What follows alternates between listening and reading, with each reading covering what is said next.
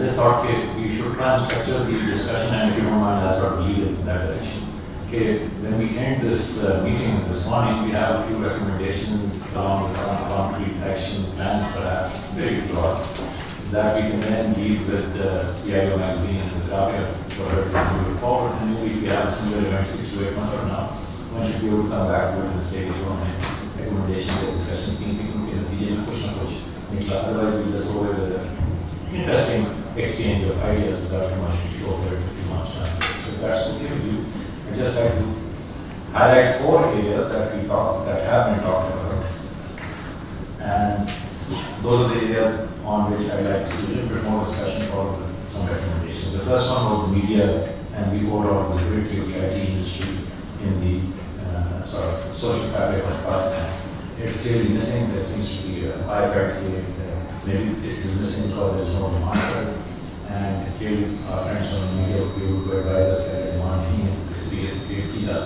so that's one specific area. Dusra hai on leadership and development. A number of people talked about how we need to empower our people. The biggest challenge that we see at Boshara and ourselves see this very clearly is that we need to go back and ask ourselves कि अगर आप CIO हैं तो आप अपने इदारे में इस वक्त क्या कर रहे हैं to make sure कि जो next generation है आपकी next जो sort of people in line, how you empower them, how you training them to become CIOs in the days of the people because clearly the delivery is dual between. This is something that clearly Pakistan has not done too well. Yeah, if it is done well, it is done in the more well-established business functions, right? So if you're a CFO, clearly there is a line of succession in place. If you're a CIO, and many of our organizations do not necessarily have that line in place, or heavy to वो ऐसे लोग हैं जो कि शायद इस वक्त तैयार ना हो CIO function को take over करने के लिए. So ये benchmarking का देखते हुए we talk about benchmarking, we talk about how one can learn from others. I would like to actually lead into the stage where one of you volunteers and says, I believe I'm doing a good job in this particular segment, for instance, like the strategy I'm developing. I'm willing to share this with others.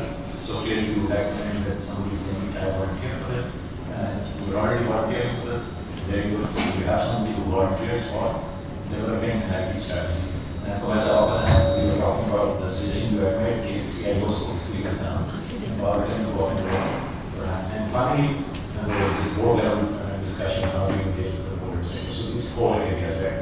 And since there's not too much time, so I'll just like to very quickly move on to the first, which is media. How do we engage with the media to promote the IT industry generally, but more specifically in the business context, not generally in the sense of providing employment, etc., but more specifically in the business context, from a business economic sort of reporting perspective.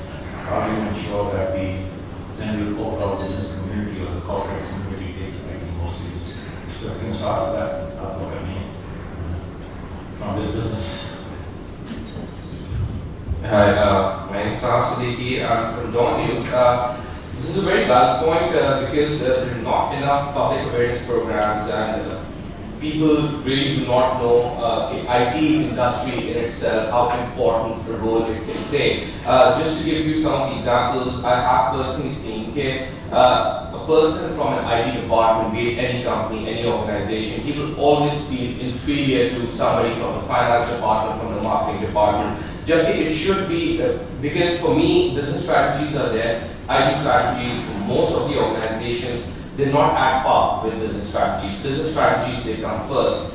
That creates this perception in one's mind that IT is not playing a very important role for any business model or anything. Because doing more for less, that will only happen once automation kicks in. In Pakistan, I don't think, correct me if I'm wrong, automation उस strong level पे नहीं है पाकिस्तान में. And again, IT वाला एक बंदा जो है, he will always feel inferior because he is not given that importance. How it can change is public awareness programs. I'm not saying give us ads or anything of that sort, but I mean that would help. But again, there should be enough things shown on your TV screens that will actually show people of Pakistan कि okay, this is a very important thing because a IT graduate, first of all, is not given a lot of opportunity. But an IT graduate should know Pitching. If he goes through, he will have a very strong role for any business model. That is really lacking.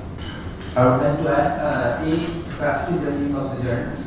B, I think from this platform we can also approach the regulator in Pakistan for electronic media, because there is a provision in the license that at least 10% of the airtime of every channel can be contributed to public awareness, which is important for the country. So I think some sort of public service messages can be developed, how innovation and how bringing business sophistication through IT can help you in terms of decreasing your cost of doing business. And if we take it from this platform to the regulator, rather than sending other messages which are helping political agendas, this will actually help the business community very much. I think this 10% means almost 2 hours and 40 minutes a day. So how does this work? Who pays for this? This is free of cost. This is in the provision of the license. So every television channel has to compile it. So the airtime is free. The airtime can be made free. So, but the concept is that we have to, from this platform, we have to create the messages. What should be the message? And then we can actually, engage business leaders who have brought in innovation in their systems and which has helped them.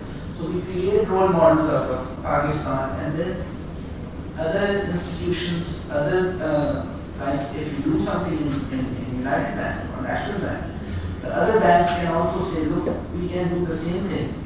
So this is something I think we can develop a very positive manner. I think it's an excellent initiative if few broadcast companies come together.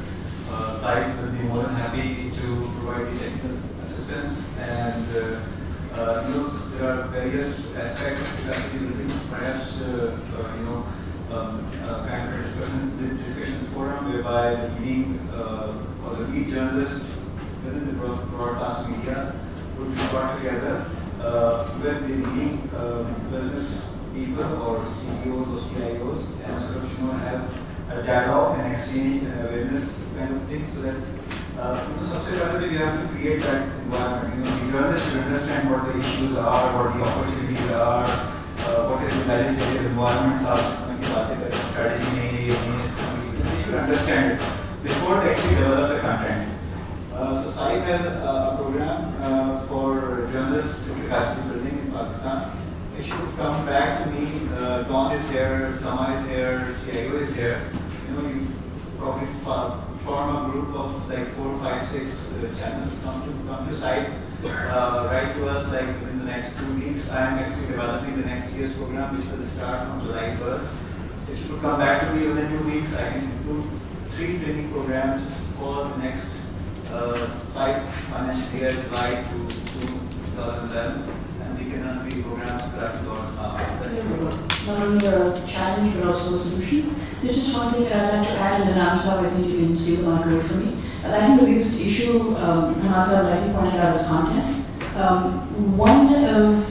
And the other thing, Hamza, you said was present to people and convince them how IT works. I think a little mind shift might also get you more ROI, more result. Nobody wants to look at IT in isolation, but this is a computer, it will increase your productivity by 56%. Nobody really cares because most people already know that. But perhaps if you, and I know Don does this, I know you also do this, invite these people and talk about businesses. How does it help?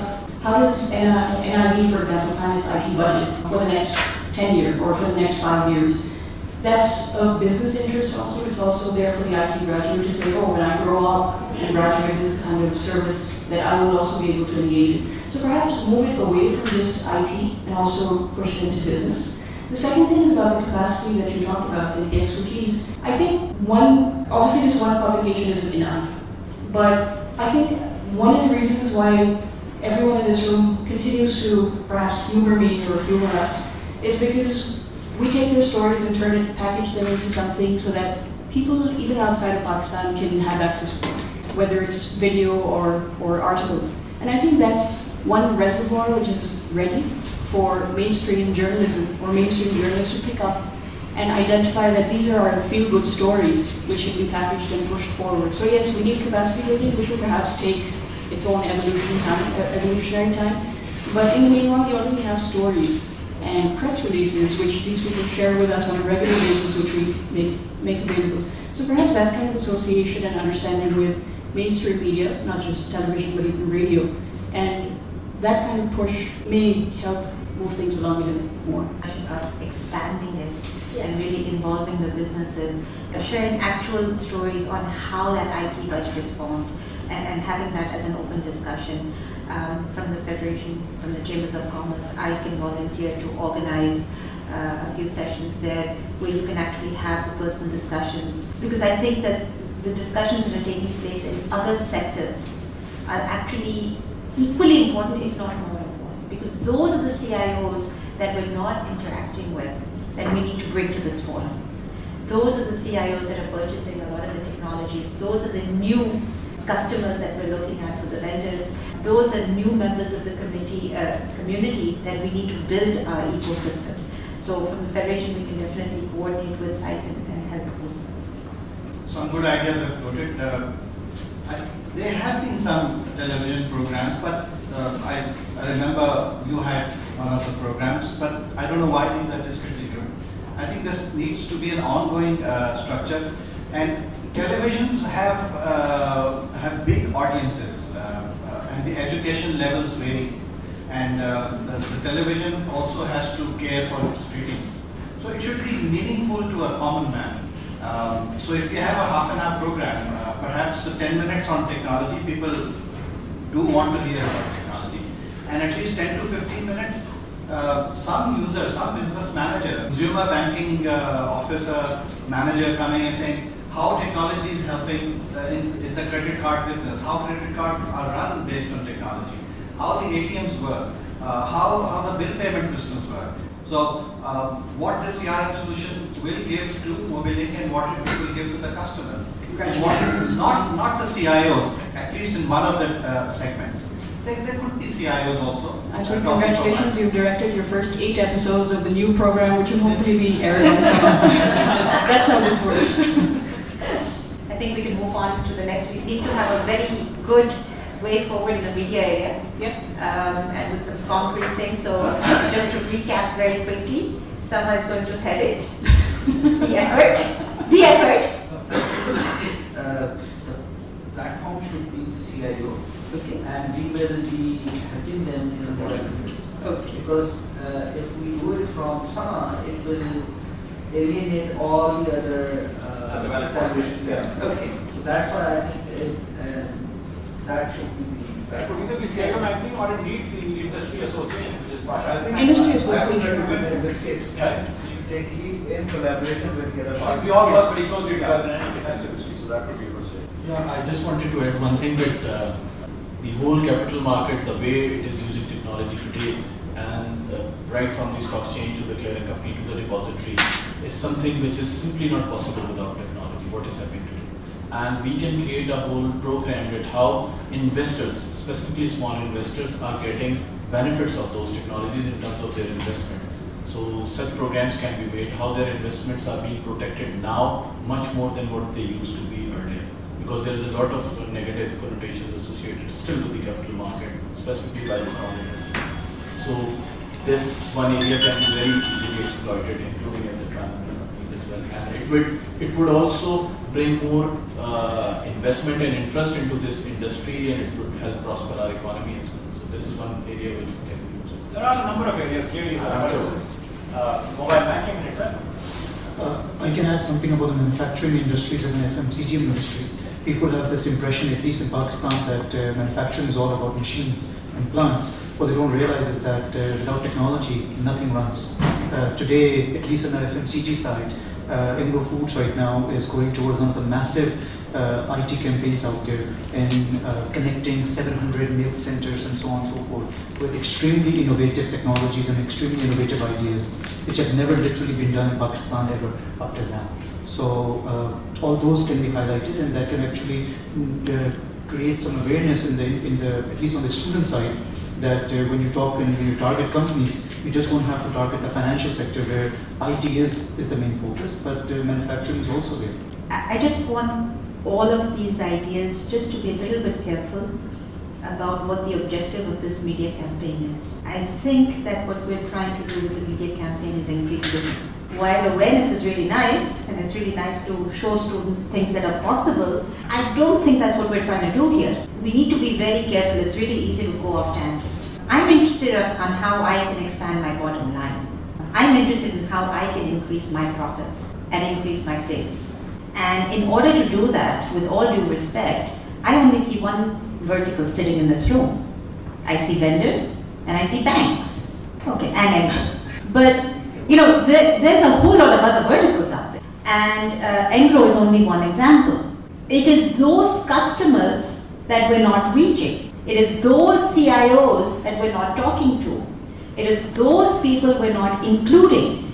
And so we need to reach out, and media is the way we reach out to these people, but we also need to be able to make a business case, which means you need to find leaders in each one of those verticals, showcase them, so that includes everything. That includes insurance, that includes health, that includes education, that includes mobile banking, that includes a car service dealer, it includes textiles, leathers, and everything else.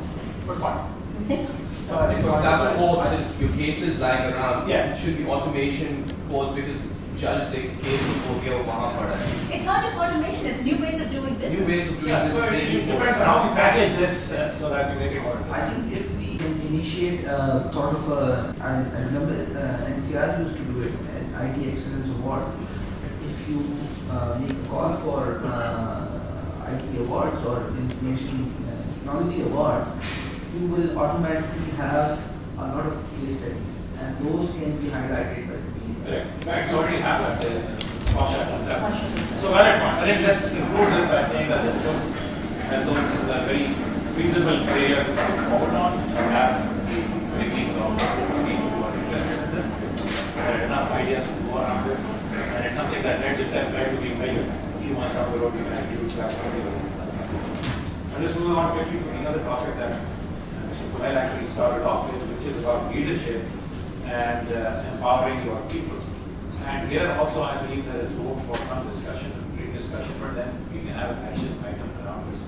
We just set the ball rolling by stating that clearly all of us need to recognize that the role of the CIO has become more important as the years have gone by. But in our own capacity as CIOs, what are we doing to make sure that we are empowering our people, right? And I'd like to share some ideas, and then perhaps we talk about the capacity building or media and versus other groups, whether IT vendors or banking or consumers that you alluded to. A concept that I really wanted to, I'm hoping that we can all take that home, is the idea of coexistence. It is not your failure and my success. And if that is upheld for far too long, we will continue to fail for far too long. Coexistence could mean give and take. Coexistence, no collusion. Give and take, meaning we all need to exist in the same space of this earth. You can work hard for your own benefit, but let's not do it by fooling each other. Let's do it by educating each other. So that's just one thing I wanted to sort of, and media can educate and all these things. So there is no envy. I think it's the envy that gets in our way of success. So I thought I'd clarify. Leadership is one thing that I've already alluded to, and I'm just going to summarize my thoughts on it. Leadership has 4 fundamental pillars, one of which is a strong sense of urgency and a strong sense of character. What do I mean by this is that CIOs, or we call it CTO, whoever, they really need to understand, and on a flip of a coin, they should be able to reprioritize their initiatives based on business needs or regulatory needs. For example, State Bank say, those shall do something by the end of this year, and you only have 30 days left. You really don't have enough time to turn around, and you should be able to reprioritize as you may. Leadership also means that it's not a success for me, let's all work together. and I take the full credit. Leadership means, to the point which you alluded to in the beginning, how do we make CIOs? And I'll just tell you the story that I have. I've been here for 10 months. I came in and I have two portfolios. As Chief Information Security Officer, that's a different portfolio. As a divisional head for Program Management Office, is a different portfolio.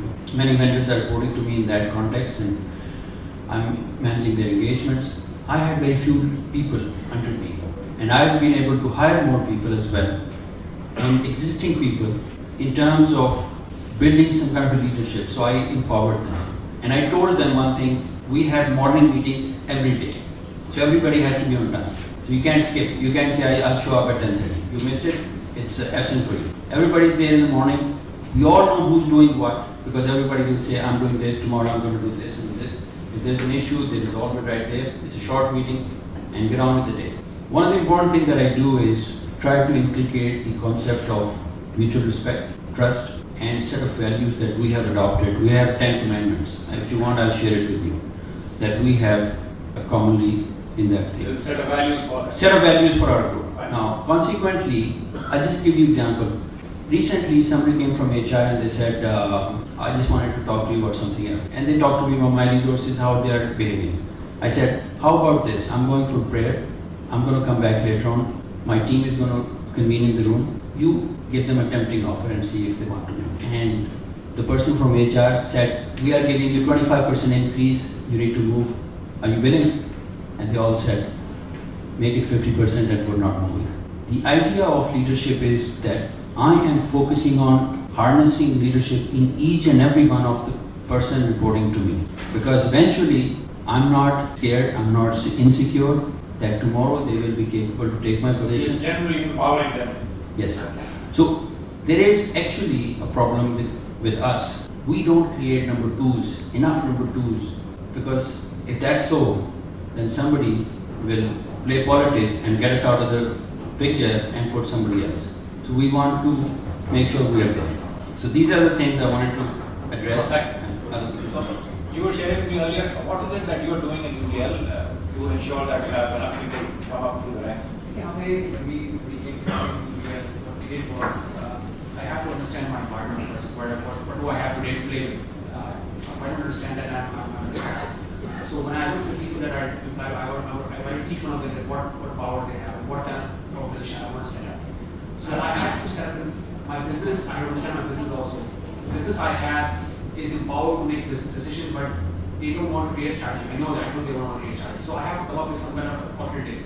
So I created a department of business analysts who are plugged in very tightly in the business. They understand the business. They understand. They are now ready to the business. They make decisions for them. Also, they give them suggestions on how to do business. So I had to create this in a group where I can help create a strategy for the business. So this is what I did. So I created a whole group that just plugged into business, as analysts. They're deployed in each group, like treasury, consumer, corporate, investment banking. I have a subject matter expert of each group. So I know, so now I have to create a strategy. I sit down with them. They give me some kind of plan, they give me some kind of idea of what they want to do. I create a business strategy for them. I share them. This is what I think you are telling me about.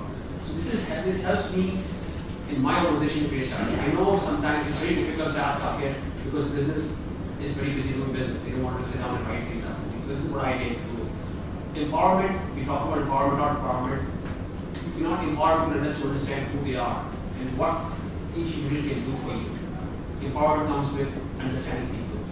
So we have to understand as CIOs what each person is capable of doing. So when I understand that, then I can create these groups as head of the CTO, what can I get from the CTO, what can I get from the operations person, I can understand each one of those. What I want to follow. I create an organization in such a way that they are not only reporting to me, but each person who's reporting to me is empowered to make a decision of what they want to do. Things I've done is I've created accountability for them.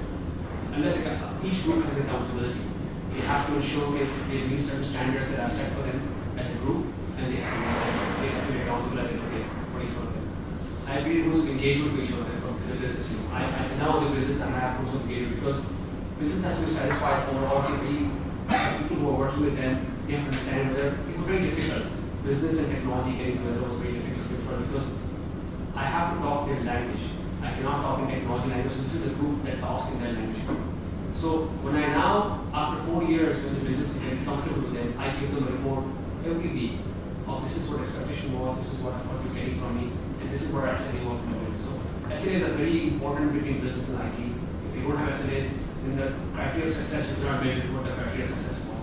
So these are the kind of things I've done in my organization to make sure that we can be successful as IT, help business create strategy, and follow the strategy. What we do at IBM, the aspect of leadership development or developing our number twos. Each department overall in IBM, about 15 to 20% people we identify, and each department would identify 2 or 3 people who could be developed and who could be ready. And then this is what we call a bench. This person is ready to take my job. This person is 1 job away, which means 2 to 3 years experience. And this person is new, young, but 2 jobs away and shows potential. And then we have a program, and I'll just take a minute to explain 3 things.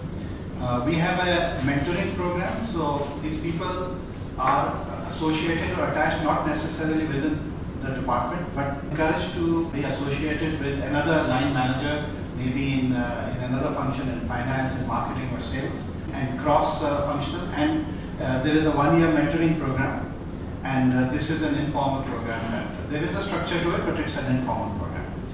The second exercise that we do, and we have started doing it in recent years, is very, very interesting. It is a shadowing program. So in my company, for example, if there are people, there are 2 young people who are 2 jobs away, I invite them to shadow me, or a level below, they are invited to shadow one of the leaders and work with the leader or a department head for 3 to 5 days. And some of the people from Pakistan go and work with very senior executives in the region and shadow them for 3 days and attend all the meetings, almost all the meetings, even some of the confidential information is shared with them. The shadowing program is very interesting.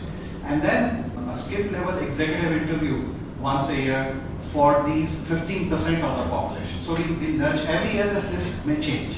So these are 2 or 3 programs that we have found are very useful. Shadowing, mentoring, executive interview, and the 4th tool that we use basically is a roundtable within the company, and that helps, sometimes managers don't present their best candidates. So roundtables are usually good ways where you can spot people. So, 2 or 3 roundtables a year by visiting executives, or I do a skip level roundtable, that helps. So these are 3 items. I just have a question on that. How many of the companies here actually have such well-defined career paths for their IT departments? Obviously, everyone does. Enroll has an extremely well-defined one, similar to IBM. When we hire somebody, we call them tiers. Tier 1 are the senior executives. Tier 2 are the managers. Tier 3 are the basically rank files. And nearly anybody who's hired in Tier 2 has to have a Tier 1 potential going forward. Once a year, there is what they call a talent recognition session, in which every department has to present to the CEO of the group and the companies downwards of who's going to be the number 2, and for each position they're in, who's going to be the number 2 for each position also. So at any given time, HR as well as majority of the senior management understands, and there's a lot of extreme clarity on who is currently heading a department and who is the number 2 in that department, potential one, and who can step in and take over. Then we have something called a force ranking one, in which on a yearly basis people are ranked, force ranking from top to bottom, and then they're awarded and compensated according to the top third from a ranking perspective are given opportunities, and they are nurtured for mentoring and other ways to go forward. So I believe Pakistani companies have come a long way from that sense. So clearly this is of course not specific only to the IT segment of your business. This is it's across the board, right? Across the board, but focus on IT also. I just want to come back to something that clearly CIO needs, is what is the profile of a Pakistani CIO in a large organization in Pakistan? I don't know if there is a profile, that the ideal profile, what should it be? Are people moving towards that? Because my question originally was, assuming for a moment that you are the head of in a large organization with a CIO, how do you train your people until you become yourself when you do, right? So is there a profile available? Because clearly from my perspective, I can see people in large organizations like banks either from the technology side, from the networks, infrastructure, you're a programmer, or perhaps you're a business analyst. And more often than not, and this is probably a fact in all the large banks that we have, every now and then the CIOs change. They bring in somebody from outside. So one of the things I want to actually quickly comment on is LinkedIn is doing something very interesting. And SAP actually is working, SAP in the US is working with them now. What they're doing is this, they have about 50 million people on LinkedIn. They have VPs, executive VPs, board members, CEOs, CIOs, programmers, everybody, right?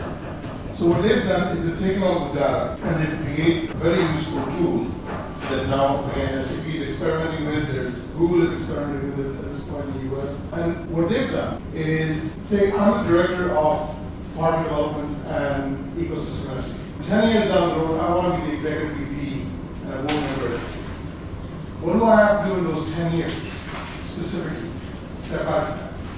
And what they've done, what they will do is look at across the board, executive VPs, SAP, and like companies, and develop programs for me, which I'll be responsible for. I actually, as part of the demo, they actually gave me the details on what I have to do in these 10 years to become an executive VP at SAP or a company like SAP. So, for instance, they gave me, recommendations around, do your MBA from this school. They were specific enough to tell me don't do it from Stanford, do it from San Jose State. The recommendations come out of whatever data they gathered over the years and have, with their 50 million users that they have. But that's an effective, useful program, step-by-step direction around what I should do for the next whatever number of years to get to a point. And I'm responsible for it, not my man, not somebody else. I'm responsible for channeling that program and making sure I follow it. So just tying that back into what we're trying to achieve. So maybe if you can have a profile of the CIO, I'm not saying developer, I'm just saying that if you know what that profile is, then we can go back and CIO magazine can take this up where you could actually publish articles on how to become a CIO. Actually, last year, since it was our first year, we conducted a survey of about 149 IT heads and CIOs, which was a survey that we generated, which is very basic, very minimalistic. This year we took the international CIO US survey and catered it down here, and we approached, I think, about 52 just CIOs and very senior IT heads. The survey the published results you'll be able to find in the copy that you get today. Perhaps it will help you to portfolio and profile exactly what the CIO and the CIS was looking for. So what was the results? We asked things like, who do you report to in your next 2 or 3 years? Who would you like to become? So for example, do you report to the CFO or CEO? Those kinds of things. Actually, a majority of the CIOs said that yes, they would like to graduate and be promoted into a CEO level, which was somewhat surprising for us. We asked about budget planning and spending, those kinds of things. So the results are interesting. I think, Rabia, there is a possibility for complete inappropriate finding or misalignment. First of all, let us just decide, do we want to put the cart ahead of the horse, or do we want to put the horse ahead of the cart? Once that is agreed, then we say, let's do it this way. All right? Going out and coming out with the CIO profile would be like putting a cart ahead of the horse. Doing it in a different way, in my personal view, would be to put the horse ahead of the cart. And how it is, every organization is different. A CIO has a much broader and a wider and in-depth responsibility compared to any other group chief or a group head in the organization, because if it's a financial controller, he has to be a chartered accountant, he has to understand business, that and whatever, but you don't expect him to have worked in all these areas. Whereas the person CIO, he is building systems for CFO, he's building systems for this group and that group and this and that and whatever.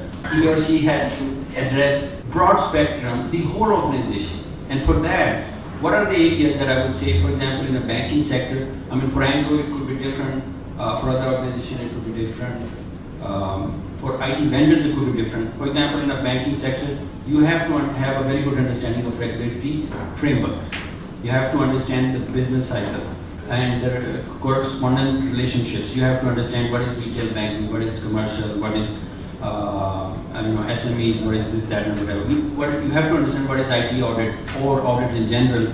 You have to understand risk management, information security, IT system architecture, networking, infrastructure, data centers. A lot of these things. Now, ideally, that build your profile, because if you have a guy who is well-rounded in as much humanly possible in these areas, and that person will become a more likely candidate, because eventually you have 10 different groups. Each group want to kick off 5 projects, but you only understand FCD or financial controller's view, and you have no clue about what else other people need. You obviously are setting those projects for a failure. So, depending on the needs of the organization, the structure of the organization, what you do is you glean. If I have a person who has worked a little bit in IT audit, who has worked a little bit in infrastructure, who has worked in commercial or retail, this, that, and whatever, you combine that portfolio for that company, for that sector, for that industry, becomes a profile of the CIO. Broadly speaking, if you make this slightly generic, what you're suggesting is that the CIO should have a broader knowledge, a broader understanding of the overall business. I'll give you one example. Okay, I've been able to save National Bank quite a lot of money. Numbers I don't want to give, because then it becomes a political hot spot, and things start chasing in a different direction. The reason I was able to do so, because I was able to look in the eyes of those outside the organization and say, what you're saying is wrong. Okay, how can I say that? Because I know that. I've been an auditor myself. I know the technologies, I know the architecture. When we redevised the architecture, we came up with millions of dollars of savings. Now, you put somebody else who is going to say, where do I sign? Right, there you go. So, bottom line is, it's not something we can say, this is the profile of a CIO, and that can apply in every sector. Sector by sector, company by company, we come up with some profile. And obviously, human beings have a level of taking transfer of knowledge. So I have learned some transferable skills. When I was young, I played cricket.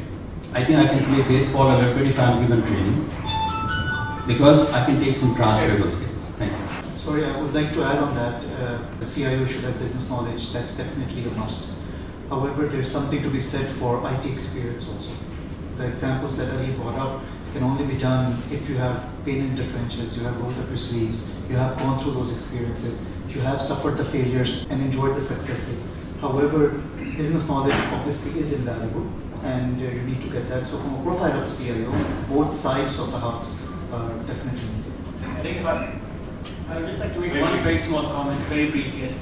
I'll agree on both of your points. And one thing which I think which still needs to be added there, in the profile of a CIO, is a love for innovation and a love for exploration. You can be a business analyst to whatever extent you want. You can be whatever you want. You can be an IT person, but until you fall in love madly with innovation and learning, constantly learning. I believe the position of CIO, Chief Information Officer, the words information is not just about controlling the systems that control the information. It's also about what you think about the information and what you can do with the information. Until and unless you continue to innovate, you are not there. So CIO, in my view, is both a Chief Information and a Chief Innovation Officer. And that is innovation for new businesses, innovation of new strategies, innovation of new cultures, where the whole organization can be cultured to take advantage of the information that they've gathered. Thank you. So that's an interesting point. I'm not sure how well positioned are our current CIOs to actually take up that challenge, because that's quite a challenging exercise. But I'd like to sort of close this off now by saying that maybe what CIO magazine should be looking at for the course of this year is the changing role of the CIO, what CIOs currently need to do to make sure that they can develop their teams to become CIOs in their own right, because that's clearly an area that needs more work on. That's clearly an area that not too many people in the country seem to be doing in their respective organizations, because this dichotomy between, do you need simply a technologist, or do you need somebody who's just exposed to the business, or do you need a mix? That's clearly something that needs to be done. This idea that LinkedIn has, where you actually lay down the steps that you need to take to get to a certain position within a company, that's quite an interesting one. Maybe that's something that you could look at also. I just want to move to the last one that at least I have on the list, which is something quite concrete in my opinion. This is about benchmarking. So we talked about how one can learn from best practices from others. Today, as I am Pakistan, there is no serious effort done at all on either creating benchmark studies or in fact then sharing them with a wider audience. So if that is indeed the case, and we all agree, I think, on the need for something like this, would somebody be able to volunteer to step up and say, okay, I believe I'm slightly ahead of the curve, I'm open to being benchmarked in a sense and being used as the best case or as a best practice. And then clearly, because for that you need to open yourself up slightly, you need to be open to people where maybe some of your foibles or some of your weaknesses also get exposed to it. But clearly it is both to your company's advantage, to your own advantage, if you can be held up as a role model, other people can look at. So if I can talk about Engro actually. We have recently reorganized our group of companies into becoming one holding company called Engro Corporation, and all the affiliates report into it. And from the IS point of view, what we had to do was to make IS into a shared service. So if IS's budget was, let's say, 100, for example, 100 units, a percentage of that budget is now charged to fertilizer, a certain percentage is charged to foods, and all these affiliates, energy, so on and so forth, amongst all of our affiliates. The way we get down to those percentages are all the way down to the services we offer in each company to each and individual group, and sometimes down to the person level. We went through an elaborate exercise in figuring out, I'll take a very mundane example. How many Blackberries do we give in each of our affiliates, and what is the infrastructure and what are the costs involved from a human, from a hardware perspective and so on. All of this exercise is actually nothing new for multinationals, because for multinationals who pay for cost, probably Cisco or IBM and so on, they all do that. But what they don't know, what they don't realize in the back end is that they are the customers, so they're given a figure. If you add a head count, this is the dollar value that you're going to add on a monthly, yearly, or whatever charge out basis. The exercise we had to go was, because we had no example on, how do you create that financial model? What dollar price do you come up to? I see Shoaib sitting over here. He just recently sold one of our affiliates a web-based Lotus. They're giving X amount of dollars. I think it's a per year basis for using web-based Lotus. But that's an IBM model which they're just passing on. From our perspective, we had to go down to our facilities, electricity, security, so on and so forth, build all of that into a model and then charge it. So is that something that you would be willing to sort of share with in a more formal fashion? Oh, definitely. We'd love to share that. I don't mind, because one thing we need is definitely more feedback from other companies and other ways how we can make it better. Because there are lots of guesses we had to do. We had to do some standardized costings. What we missed the benefit of is the input from multinationals of how they have done it year after year for so many years up to now. So Raja, is that something that you could take up and maybe something that would hopefully benefit everybody in the room? You can learn from it. Perhaps, the media discussion that we had, Amir Saab and Don, this is a terrific business angle for you, or a terrific people angle for you. So we kind of close the circle on that. I'd also like to say where we do perhaps Engro, banks and financial institutions are slightly more sensitive in sharing or letting their vulnerabilities known. Perhaps Shaida and WhatsApp can also talk about how we can reach out to other verticals, which is what your kind of pet peeve has always been. I think definitely we could find one or two companies that would be willing to be benchmarked. And I think it's important to look at perhaps a pharmaceutical company or a non-traditional players that we have here. A company like Abbott, who's done some really incredible work, very innovative IT implementation across the board. And it's important to see how that's impacting their business practices and economic growth overall. Because as these companies grow, as they implement technology, it's impacting those larger ecosystems that we're all operating in. And on that note, I think maybe that's what do you see for the future? How do you think the economy is going to improve anytime soon? And how do you see that taking forward? If we could all comment on that very briefly, and then we can basically wrap the session up. You talked about benchmarking as your last point. In fact, in the beginning, you told us 4 points, and IT strategy was your last point. So benchmarking we've closed off. And before we get to the sort of general feeling in the room about economic growth and how we see the remainder of the year, thank you for reminding me. IT strategy was clearly an area that, in fact, you also talked about from Temasek, that there is a strategy and then there's a business strategy first. The assumption is that you have a business strategy and then you have an IT strategy that follows that, or that supports that business strategy. Unfortunately, in Pakistan, clearly in many of the smaller organizations, there is no formal business strategy hence there is no formal IT strategy either. But in the larger organizations, and clearly national banks and all, so perhaps from a conclusion perspective, is there something that we could do in terms of your sharing with us, IT strategy, etc.? Yes. Thank you very much, Amit. The task I have accepted, thank you for giving me this task. This is about developing the IT strategy, which has two distinct components. One would be the general type IT industry in Pakistan in general, which will encapsulate everybody, whether it's a bank or a consumer or it is a vendor who is sending it out. And it will be something that is hard-hitting in terms of clicking into your hearts and minds, but it will be at least general to a point of view where these are the general synergies that one organization must look at and must be aware of it, and how do you go about doing it, some of the tips and techniques that I'll be introducing.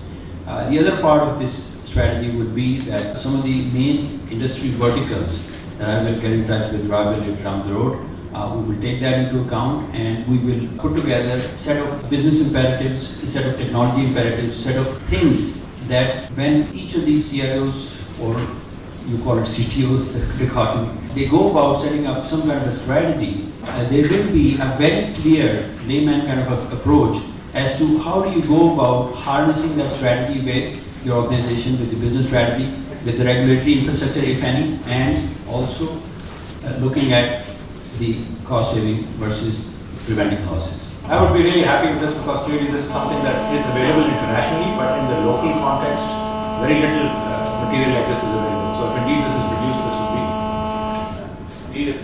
this would be excellent. I think let's now move on to the conclusion, or concluding sort of comments around the room.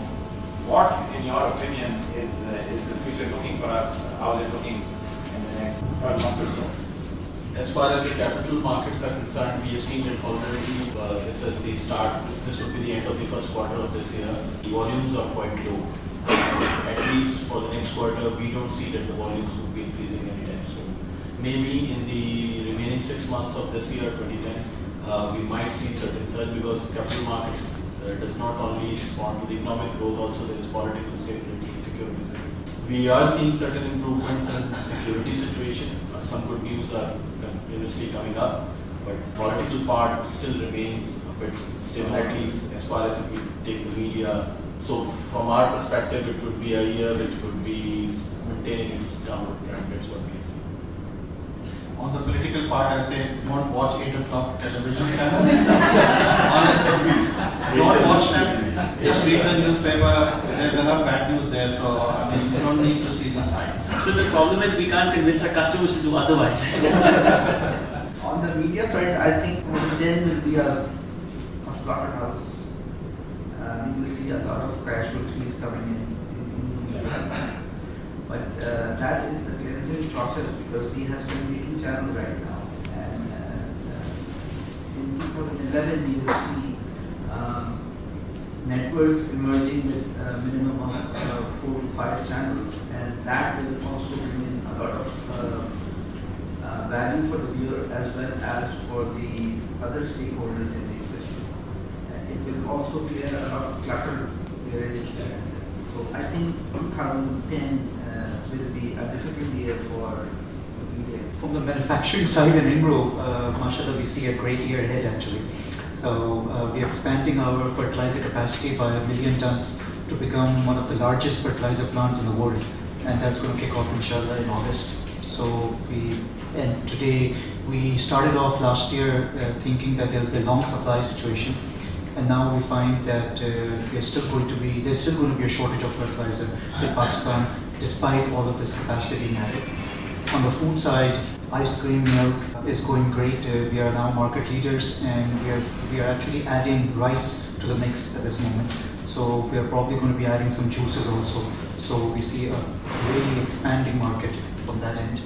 On the energy side, our plant is going to come online, inshallah, by probably next month sometime, 235 megawatt. We have started up the Singlingo coal mining company, which is in the feasibility stage at this moment. And if that pans out, there is about potential for about a 4,000 megawatt energy potential from the third side. So not just agro, but the entire food industry overall is doing. Food industry is going well, energy industry is doing well from our side, fertilizer is doing well. So the major industries that Engro is in at this moment, despite all the doom and gloom that we hear from the 8 o'clock news, there is some sunshine somewhere out there in Pakistan. So that's the good news part. Just like that thing, what about the energy sector? What about the oil and gas sector? Where they are heading into the Pakistan industry, IT industry right now? There are so many other vertical sectors which you mentioned. We are completely lost over here. We just want to be focusing on but in this forum, I haven't seen any representation. I'm not aware of things, what they are heading towards, what they are achieving. That's a little change, I think, and from the perspective of economic growth, they are sectors that are doing it well. As you mentioned, oil and gas is doing phenomenally well, food is doing phenomenally well. The traditional sectors such as leather and textiles and such are not doing so well, they're on a downward decline. But we see new sectors coming up that are replacing those. And so I think as we go forward and as we create our strategies, it becomes more and more important to start looking at other sectors, the sectors that are doing well, instead of just sort of sitting back and saying, oh, the sector we used to work in is doing terribly. Okay, banks aren't doing as well as we would like. There are 5 other sectors that are doing fantastically well. And I think that goes back to IBM, where they started by saying... That brings me to who moved my cheese. But on a serious note, I am a little bullish on the economy. I think the banking sector, the year of NPLs is fading out. We will start seeing some better results in the second half of the year. And 2011 is definitely a year for recovery. In the telecom sector, there is a lot of competition, and the focus is more on improving your customer service in your own edge. And that is why I see a lot of IT spending at the higher end. Higher end, I mean in terms of value-add solutions, not just the basic solutions like billing and all. We're talking of CRMs and so on. And in the other industries, ERP is now a very acceptable solution, and solutions from Oracle and SAP. I mean, we do both of them, and we have, and that is an area for IBM that grew more than 300% in terms of revenue, and we have about 250 consultants in this particular. So I'm very bullish on that. There is realization of business continuity and disaster management, and especially the banks and other companies which have online systems. So I see great opportunity. I see double-digit growth for most companies going forward in spite of a difficult year, and in spite of an interest rate that will not go down below the 10 or 12%. On behalf of everybody, I'd like to take this opportunity. If we can all give them a big hand, the 2 moderators, Rabia and the entire team. So thank you for that. Actually, I just want to finish off with Mayur's comments, very nice positive comments towards the end, and thanks a lot for those comments. Rabia, if you got anything else? I've got just a few very brief announcements, and then I'm going to extend an invitation for all of you to join us for lunch downstairs. First of all, thank you very much for taking time out. Taking 3 hours out of your day is a very, very challenging time. But I think these kinds of content share and knowledge share that we have here help us to be able to project intellectual capital we discussed and invested in when we send our magazines out and publish content on the web also. A lot of you kept coming to me and saying, what will you be able to write about forging new IT business strategies from what we've discussed, because we've mostly talked about our own internal organizations. I wouldn't expect you to talk about anything but your organizations, because that's what you're the leader of, that's what you understand best. But I think what I understand more so now than what I did before, and with every passing discussion, what I get is, this is what you do best in your organization. Increase your bottom line, you increase productivity, optimization, everything. Do more with less.